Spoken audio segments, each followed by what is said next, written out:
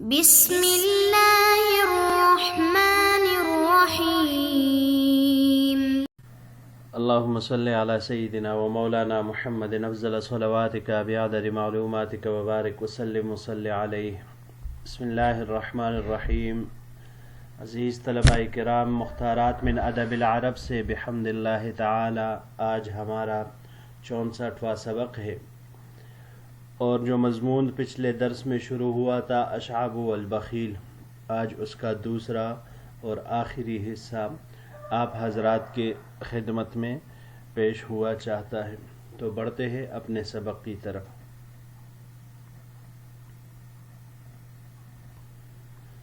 تو پچھلے درس میں ہم نے پڑھا تھا کہ وہ جو امیر تھا، والی تھا مدینہ کا، وہ اپنے ساتھ زبردستی اشعب کو بھی حج کے سفر پر لے کر روانہ ہوا. اب راستے میں جو بھی تھا، پہلے تو وہ خود ایسے دکھانے کی کوشش کرتا جیسے وہ روزے سے ہوں، اسی لیے جب اشعب کسی کام میں مشغول ہو جاتا تو یہ کھانا کھا لیتا، اور اس کے لیے صرف 2 روٹیاں اور نمک چھوڑ دیتا کہ اس کے ساتھ کھانا کھا لے. پھر افطاری کے وقت بھی اشعاب کو کھانے کے لیے کچھ نہ ملا. پھر اس کے بعد جو گوشت لیا گیا تو اس میں بھی وہ گوشت سارا وہ سب کچھ خود کا گیا، اور سالن صرف شوربہ اور کچھ ہڈیاں وہ دیگچی میں رہ گئی. تو اس کے ساتھ اشعاب کو کھانے کا کہا، اور اشعاب نے بس 2 روٹیاں ایسے ہی کھا لی. پھر اس کے بعد نوکر نے اس کو خشک میووں والا چمڑے کا وہ تیلا دیا. اب آگے اس سے آگے بیان فرما رہے ہیں کہ آگے اس کے ساتھ کیا ہوا، کہ خشک میوے والے تیلے سے انہوں نے کیا لیا اور اس کو کیا دیا. تو آگے سے یہ واقعہ وہ اپنا جاری رکھتے ہوئے فرماتے ہیں فَأَخَذَ مِنْهَا حُفْنَةً فَأَكَلَهَا.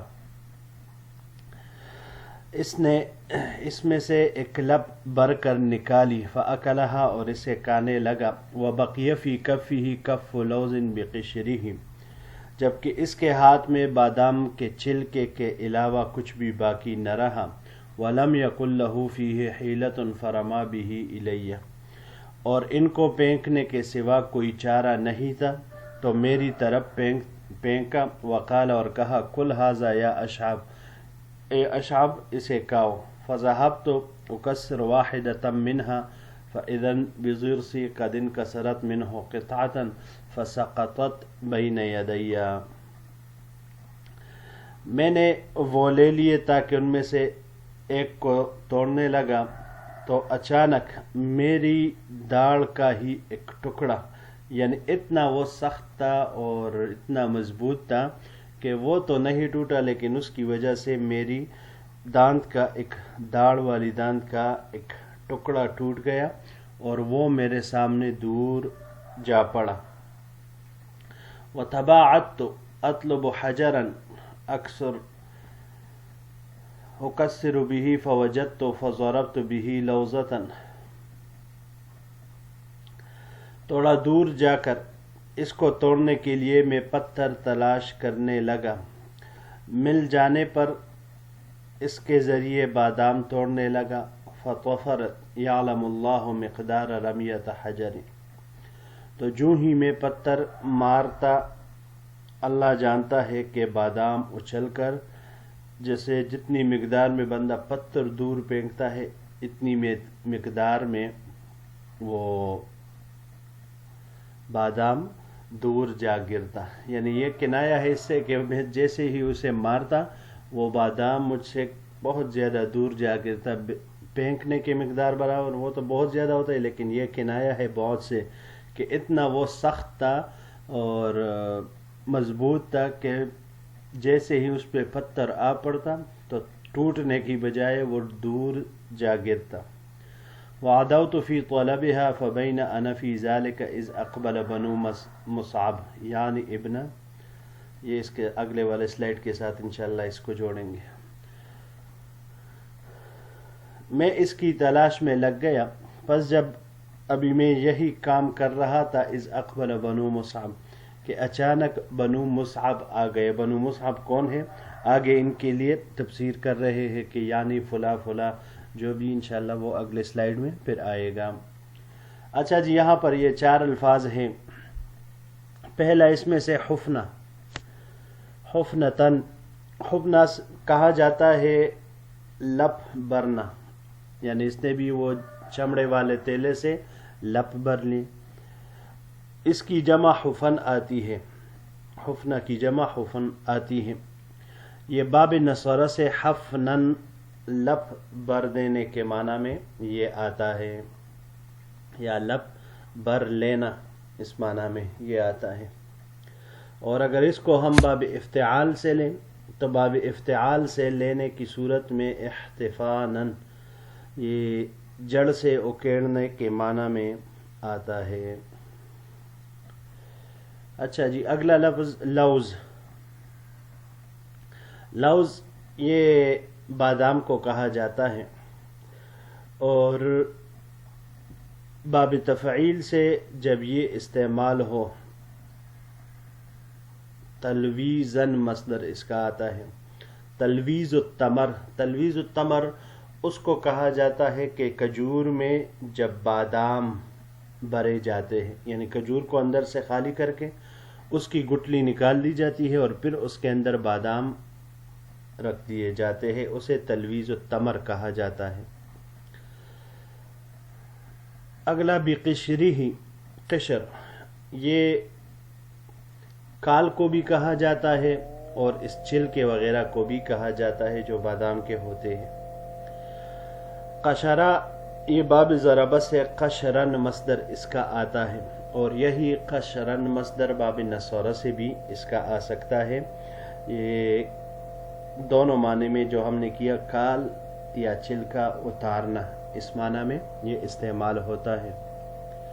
اور اگر قشرن مصدر اس کا آئے تو یہ باب سمعہ سے ہوگا، سین کے حرکت کے ساتھ، بمعنی موٹی کال والا ہونا. قشرن موٹی کال والا ہونا، اس معنی میں پھر یہ آئے گا. اگلا لفظ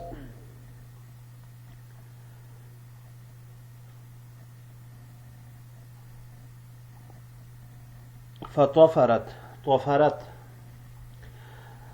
باب ضربہ سے طفرن و طفورن، طفر یطفر طفرن و طفورن دونوں طرح مصدر اس کے آتے ہیں.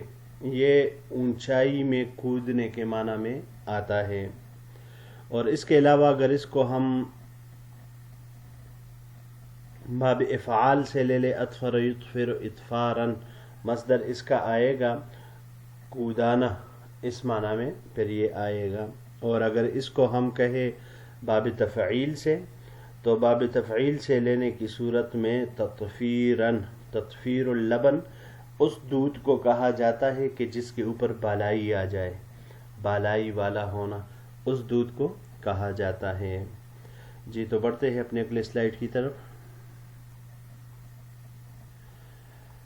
یعنی ابن ثابت و اخوتہ یلبون بتلک الحلوق الجہوریہ. انہوں نے کہا کہ پچھلی سائڈ میں کہ بنو مصعب آ گئے تو بنو مصعب سے مراد ابن ثابت اور ان کے بھائی وغیرہ ہیں. یلبون بتلک الحلوق الجہوریہ کہ جو اونچی آواز میں تلبیہ پڑھتے ہوئے جا رہے تھے. فصحت بہم الغوث الغوث العیاذ باللہ وبکم یا آل الزبیر الحقونی ادرکونی. تو میں نے انہیں آواز دے کر پکارا، چیخ کر پکارا، الغوث الغوث میری مدد کرو، میری مدد کرو. یہ اس وقت مدد طلب کرنے کے لیے استعمال کیا جاتا تھا. اللہ کی پناہ تم نے مجھے پا لیا ہے اے آل زبیر، مجھے اپنے ساتھ شامل کرو، مجھے اپنے ساتھ لے لو. فرکضوا الیہ فلما رأونی، پس وہ میری طرف آئے تو جب مجھے دیکھا، قالو تو کہنے لگے، اشعب ما لک ویلک، مجھے کہا کہ تیرا ستیہ ناس ہو اشعب، کیا ہوا تجھے؟ قلت خذونی معکم، مجھے اپنے ساتھ لے لو، تخلصونی من الموت، اور مجھے موت سے بچاؤ.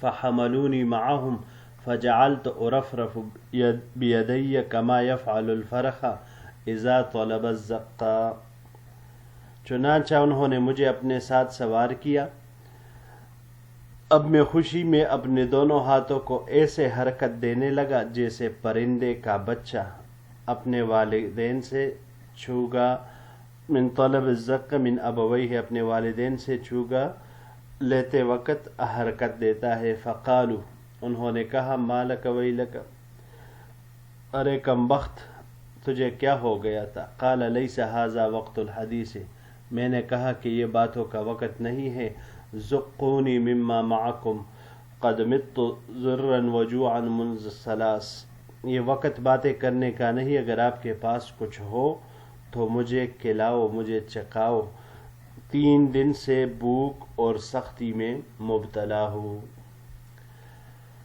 الحلوق الجہوریہ، حلوق حلق کی جمع ہے، اور جہوری معنی تیز آواز، تو مطلب بلند آواز سے کسی کو پکارنا، اس کو آواز دینا، یہ اس کو کہا جاتا ہے جہوری الصوت۔ اس بندے کو، اس آدمی کو کہا جاتا ہے جس کی آواز تیز ہو، بہت تیز آواز کا مالک ہو، اسے جہوری الصوت کہا جاتا ہے۔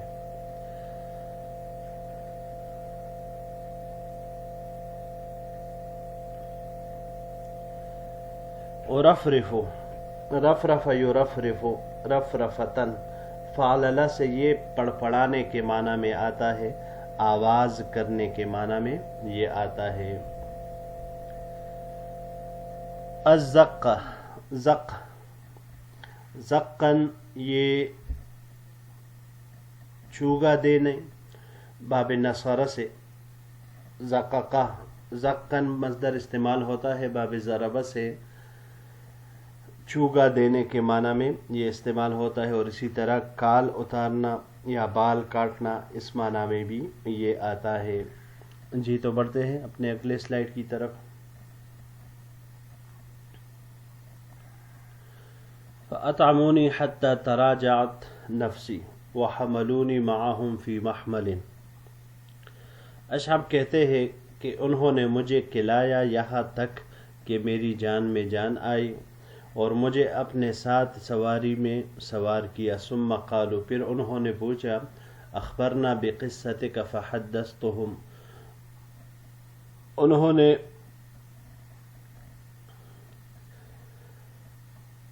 ہمیں اپنے قصے کی خبر دو، انہوں نے پوچھا کہ ہمیں بتاؤ تمہارے ساتھ کیا پیش آیا۔ فحدثتهم، تو میں نے انہیں بیان کیا، یعنی جو کچھ میرے ساتھ پیش آیا وہ پورا واقعہ میں نے ان کو بیان کر دیا۔ وَأَرَيْتُهُمْ ضِرْسِي الْمَكْسُورَةَ فَجَعَلُوا يَضْحَكُونَ وَيُصَفِّقُونَ، اور میں نے انہیں اپنے داڑھ بھی، ٹوٹی ہوئی داڑھ بھی دکھائی، تو وہ دیکھ کر وہ ہنسنے لگے اور تالیاں پیٹنے لگے۔